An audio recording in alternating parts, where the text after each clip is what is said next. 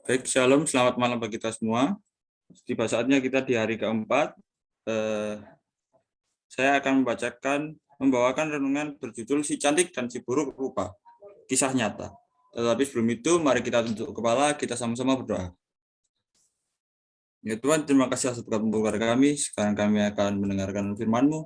Kiranya Engkau berkati hamba supaya dapat memberitakan Injil dengan lancar dan tidak kurang apapun, supaya aplikasi dalam kehidupan kita dapat kami lakukan dalam kehidupan kami sehari-hari.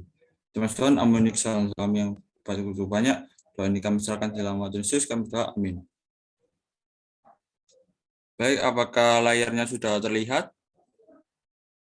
Sudah.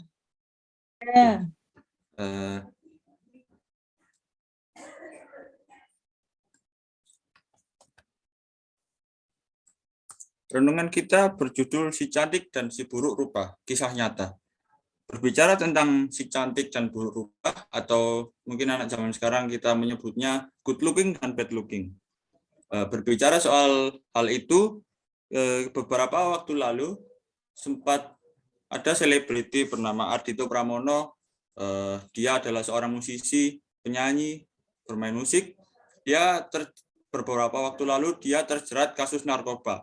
Tetapi karena dia memiliki penampilan yang tampan, dia bisa bermain musik, dia pintar, tanggapan dari para orang-orang atau kita sebut netizen, mereka menanggapi itu dengan positif. Semangat ya, get well soon, semoga kita, I miss you, dan lain-lain. Sedangkan satu lagi seorang selebriti lagi bernama Coki Pardede, dia penampilannya bukan buruk, tetapi dia bertato, dia tidak seputih Ardhito Pramono tadi. Tanggapan dari netizen atau orang-orang ini memaki-maki dia atau kayak syukurin lu, memberikan tanggapan yang buruk. Oke. Kita semua tahu film berjudul Beauty and the Beast. Beauty and the Beast adalah satu cerita menyajikan kisah fantastis seorang pangeran yang karena mantra berubah menjadi monster. Kutukannya akan berakhir ketika seorang bisa mencintainya apa adanya. Yang akhirnya terjadi ketika seorang penduduk desa yang lucu datang ke istananya untuk mencari ayahnya yang hilang. Cerita itu berakhir ketika mantra rusak dan mereka menikah dan sangat bahagia. Kitab Wahyu menyajikan kepada kita sebuah kisah yang mengesankan, kisah nyata Beauty and the Beast. Dalam cerita ini, binatang yang asli mencapai keadaannya bukan karena mantra, tetapi sebagai akibat dari ketidaktaatannya kepada Tuhan, dan tidak jatuh cinta dengan protagonis, tetapi mengejarnya untuk tujuan egois. Endingnya bahagia bukan karena pernikahan, tetapi karena kecantikan menang atas binatang buas. Dalam Wahyu 12 ayat 1-3 mengatakan, maka tampaklah suatu tanda besar di langit. Seorang perempuan berselubungan matahari dengan bulan di bawah kakinya dan sebuah mahkota dari 12 bintang di atas kepalanya. Ia sedang mengandung dan dalam keluhan dan penderitaannya hendak melahirkan, ia berteriak kesakitan. Maka tampaklah suatu tanda yang lain di langit. Dan lihatlah seekor naga merah padam yang besar, berkepala 7 dan bertanduk 10, dan di atas kepalanya ada 7 mahkota. Kalau kita berimajinasi dalam kehidupan kita sehari-hari, mungkin dikatakan di sini seekor naga merah padam yang besar, berkepala 7 dan bertanduk 10. Itu dalam imajinasi kita mungkin itu tidak masuk akal.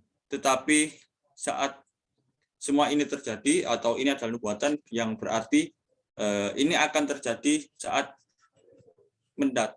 kedatangan Yesus yang kedua kali. Dan kita semua akan melihat hewan itu. Dalam Wahyu pasal 12, dua simbol menonjol, wanita dan naga. Sangat menarik untuk melihat bahwa baik wanita maupun naga disebutkan 8 kali di seluruh pasal ini. Ingat siapa naga itu? Naga itu adalah setan, ular tua, atau umumnya adalah Lucifer. Dalam Wahyu 12 ayat 9.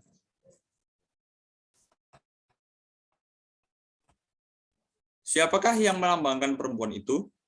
Untuk menafsirkan Alkitab, satu-satunya hal yang kita butuhkan adalah Alkitab itu sendiri. Jadi itu menjelaskan dirinya sendiri. Demikian pula, untuk memahami simbol-simbol kenabian, yang harus mereka lakukan hanyalah meneliti Alkitab itu sendiri. Mari kita membaca beberapa ayat yang menjelaskan tentang lambang perempuan. Hai suami, kasihilah istrimu sebagaimana Kristus telah mengasihi jemaat dan telah menyerahkan diri baginya. Untuk mengudusnya, sesudah ia menyucikannya dengan memandikannya dengan air dan firman. Dalam Efesus 5 ayat 25-26. Sebab aku cemburu kepada kamu dengan cemburu ilahi, karena aku telah mempertunangkan kamu kepada satu laki-laki untuk membawa kamu sebagai perawan suci kepada Kristus. Dalam 2 Korintus 11 ayat 2. Seorang perempuan murni dalam Wahyu 12 melambangkan umat Allah atau gereja yang benar. Oleh karena itu, drama yang kita lihat dalam pasal ini adalah perang setan melawan umat Allah atau gerejanya. Apakah Wahyu berbicara tentang gereja yang benar? Ketika kita berbicara tentang gereja, hal pertama yang harus kita tanyakan pada diri kita adalah, apakah Tuhan memiliki gereja di dunia ini? Jawaban atas pertanyaan ini bisa kita temukan dalam Matius 16 ayat 17 dan 18. Yang berkata, kata Yesus kepadanya, berbahagialah engkau Simon bin Yunus, sebab bukan manusia yang menyatakan itu kepadamu, melainkan Bapakku yang di surga. Dan aku pun berkata kepadamu, engkau adalah Petrus, dan di atas batu karang ini aku akan mendirikan jemaatku, dan alam maut tidak akan menguasainya. Sekarang kita akan beralih kepada karakteristik gereja yang benar, gereja Tuhan yang benar. Yang pertama, gereja yang benar percaya pada Injil. Wahyu 12 ayat 1 menampilkan wanita itu sebagai berselubungkan matahari. Apa artinya ini? Ingat aturan penafsiran Alkitab. Alkitab adalah penafsirnya sendiri. Dalam Maleakhi 4 ayat 2, tetapi kamu yang takut akan namaku, bagimu akan terbit surya kebenaran dan dengan kesembuhan pada sayapnya. Kamu akan keluar dan berjingkrak-jingkrak seperti anak lembu lepas kandang. Gereja yang benar menerima bahwa keselamatan semata-mata oleh kasih karunia. Dalam Efesus 2 ayat 5-8. Ia juga percaya bahwa pengampunan diterima bukan karena perbuatan baik, tetapi dengan iman. Sebab itu, kita yang dibenarkan karena iman, kita hidup dalam damai sejahtera dengan Allah oleh karena Allah kita Yesus Kristus dalam Roma 5 ayat 1. Jadi mungkin beberapa dari kita bilang, saya percaya kepada Alkitab, saya percaya pada Injil. Tetapi apakah kita benar-benar berserah kepada Injil tersebut? Kita bisa jawab di dalam hati kita masing-masing. Lalu yang kedua adalah gereja yang benar-benar menghidupi harapan akan kedatangan kedua kali. Wahyu 12 ayat 2 memberitahu kita bahwa wanita itu sedang mengandung dan berada dalam menderita hendak melahirkan. Demikian pula Matius 24 ayat 8 membangkitkan gambaran yang sama tentang rasa sakit bersalin. Untuk berbicara tentang tanda-tanda yang mengumumkan segera kembalinya Yesus Kristus, yaitu bahwa rasa sakit saat melahirkan berbicara tentang akan kelahiran anak yang segera. Dengan kata lain, gereja yang benar hidup dalam penantian menunggu juru selamatnya. Jadi kita flashback di awal Taman Eden, saat manusia pertama kali berdosa, tanggungannya adalah kita laki-laki akan bersusah payah mencari nafkah, dan untuk yang wanita akan kesakitan melahirkan anak. Yang ketiga adalah gereja yang benar taat pada perintah Tuhan. Dalam Wahyu 12 ayat 17 mengatakan bahwa keturunan perempuan ditandai dengan menaati perintah-perintah Allah. Gereja yang benar taat kepada perintah-perintah Allah, tapi untuk perintah yang mana? Kepada 10 perintah yang dicatat dalam Keluaran 20 ayat 1-17. Mungkin kita semua orang Advent hafal isi dari 10 hukum. Yang pertama, jangan ada padamu Allah lain di hadapanku. Yang artinya hanyalah Allah yang memiliki kita, dialah yang berkuasa atas kita. Yang kedua, jangan membuat bagimu patung yang menyerupai apapun. Jangan sujud menyembah kepadanya, sebab aku Tuhan Allahmu yang cemburuan. Mungkin di zaman sekarang patung yang dimaksud bukan hanya patung secara fisik, tetapi mungkin patung-patung lain bisa berarti untuk mengalihkan perhatian kita kepada Tuhan. Contohnya mungkin kita semua punya benda ini, handphone. Kita tiap hari menatap layar handphone. Tetapi jangan sampai itu mengalihkan, jika itu mengalihkan perhatian kita dan menghabiskan waktu kita lebih daripada waktu kita dengan Tuhan, itu mungkin sudah bisa masuk ke dalam patung itu. Yang ketiga adalah jangan menyebut nama Tuhan Allahmu dengan sembarangan. Seperti contoh, mungkin kita sedang berjalan kaki atau mungkin kita sedang menyetir mengendarai kendaraan, mungkin ada insiden atau kita tersandung atau mungkin hal-hal yang mengagetkan, mungkin kita refleks atau menyebutkan nama Tuhan dengan sembarangan. Yang keempat adalah ingat dan kuduskanlah hari Sabat. Dalam satu minggu, Tuhan hanya memberi satu hari kepada kita, yaitu hari Sabat, untuk beristirahat dari semua kesibukan kita. Kita yang bekerja, kita yang bersekolah, semua kita diberikan hari istirahat dan melepaskan pikiran itu semua. Kita hanya memikirkan, berfokus kepada memuji dan memuliakan nama Tuhan. Lalu nomor 5, yang kelima, hormatilah ayahmu dan ibumu supaya lanjut umurmu. Kita sebagai anak-anak, kita wajib dan harus menghormati ayah kita dan ibu kita. Yang keenam, jangan membunuh. Mungkin kita tidak membunuh secara fisik, mungkin kita tidak menusuk orang, kita tidak menembak orang, tetapi seperti contoh bullying. Kita memaki-maki orang, kita menghina orang secara fisik atau mental, dan jika itu sangat parah, dampak yang paling buruk bisa orang itu bisa mentalnya terganggu, bahkan yang paling buruk orang itu bisa bunuh diri. Itu adalah membunuh secara perlahan atau secara tidak langsung. Yang ketujuh, jangan berzina. Yang kedelapan, jangan mencuri. Jangan mengucapkan saksi dusta tentang sesamamu. Dan yang terakhir, jangan mengingini apapun yang dipunyai sesamamu. Mungkin hukum yang ke-10 dan hukum yang ke-8 ini mungkin sedikit berkaitan. Hukum ke-10, jangan menginginkan apapun yang dipunyai sesamamu. Contoh, teman kita memiliki mungkin handphone yang bagus atau baju atau sepatu yang bagus, itu mungkin mengajak kita atau membuat kita menginginkan barang yang sama seperti teman kita itu.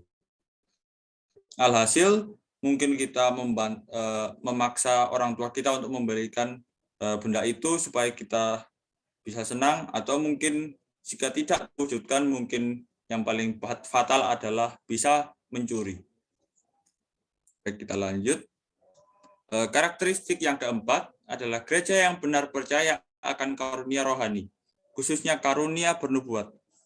Wahyu 12 ayat 17, kita diberitahu bahwa gereja yang benar memiliki kesaksian tentang Yesus. Wahyu 19 ayat 10, kesaksian Yesus adalah roh nubuat atau karunia nubuat.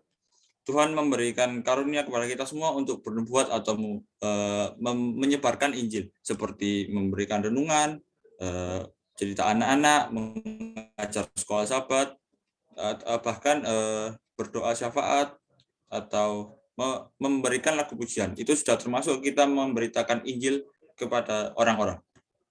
Yang kelima adalah gereja yang benar adalah gereja yang menang. Wanita dalam Wahyu 12 memiliki mahkota dari 12 bintang. Dalam Wahyu 12 ayat 1. Mahkota dalam Alkitab adalah simbol kemenangan. Dalam Wahyu 2 ayat 10 dan 2 Timotius 4 ayat 8. Gereja Masehi Advent hari ke-7 memiliki karakteristik yang mengidentifikasikan umat Allah yang sebenarnya. Seperti role model rohani kita, yaitu Yesus. Yesus saat dia di dunia, Yesus memiliki iman yang kuat. Dia telah menjadi contoh yang baik untuk kita semua. Seperti contoh saat dia di padang gurun, saat setan menggodanya dengan beberapa godaan, Yesus memiliki iman yang kuat, dia tetap teguh untuk melawan godaan-godaan setan. Dan alhasil setan itu gagal untuk menghasut Yesus. Dan juga saat Yesus disalibkan, mati disalib, saat terjadi gempa bumi dan tirai awan terbuka menjadi dua, disitulah Tuhan sudah memenangkan kita dan setan merasa kalah. Itu memberikan kita harapan bahwa Tuhan memberikan jaminan keselamatan kepada kita, asalkan kita berpegang teguh kepada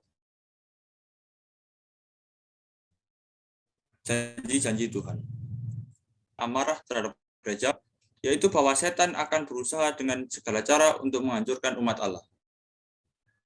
Tetapi kita tidak perlu takut karena Yesus Kristus adalah penjaga gereja dan dia tidak pernah kalah dalam pertempuran.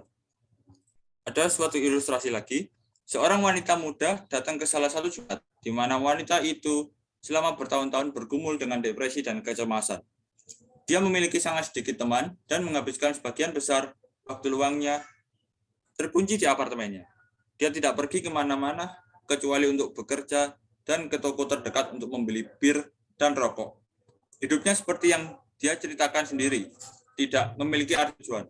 Mungkin kita berkata, aku nggak bakal coba merokok karena merokok itu nggak keren. Dan juga aku nggak akan minum minuman keras atau bir. Tetapi ya siapa tahu, zaman sekarang setan itu menggoda kita menggunakan segala cara yang paling halus untuk menghasut kita ke dalam pencobaan. Gereja masih Advent hari ke-7 percaya bahwa Yesus adalah satu-satunya jalan ke surga dan di luar sana tidak ada keselamatan. Denominasi Advent bersaksi tentang harapan yang kita miliki dalam kedatangan Yesus Kristus untuk kedua kalinya. Kita percaya bahwa 10 perintah tetap berlaku dan merupakan ujian karakter Kristen. Kita percaya pada karunia nubuat dan itu dimanifestasikan dalam pelayanan Nyonya Ellen G. White. Tulisan-tulisannya adalah sumber nasihat, petunjuk, dan koreksi bagi gereja. Dan tulisan-tulisan itu dengan jelas menyatakan bahwa Alkitab adalah satu-satunya standar. Semua pengajaran dan semua pengalaman harus diuji. Kita percaya bahwa di dalam Kristus kita lebih dari pemenang. Dan bahwa berkat hidup, kematian, dan kebangkitannya, kemenangan telah dijamin. Jadi melalui pelajaran ini kita dimotivasikan, kita dilatih untuk menguatkan iman kita, menguatkan harapan kita bahwa melalui kematian Tuhan, melalui mujizatnya yang dilakukan selama dia hidup, bisa menguatkan iman kita untuk percaya kepada Tuhan, untuk memegang teguh pengharapan bahwa Tuhan selalu bersama kita dan akan segera menyelamatkan kita di kedatangan yang kedua kalinya. Mungkin sampai sini pelajaran kita pada hari ini. Terima kasih, Tuhan memberkati.